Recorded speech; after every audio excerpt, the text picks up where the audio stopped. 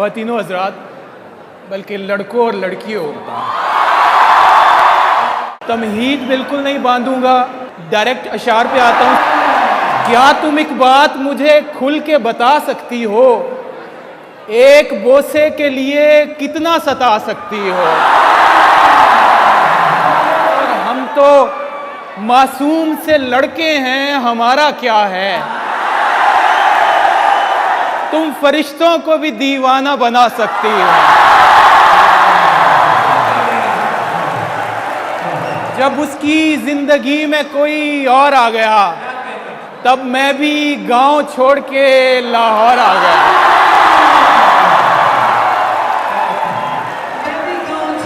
अगरचे बज़्म में बिल्कुल सिमट के मिलता है, मगर वो तन्हा मिले तो लिपट के मिलता है।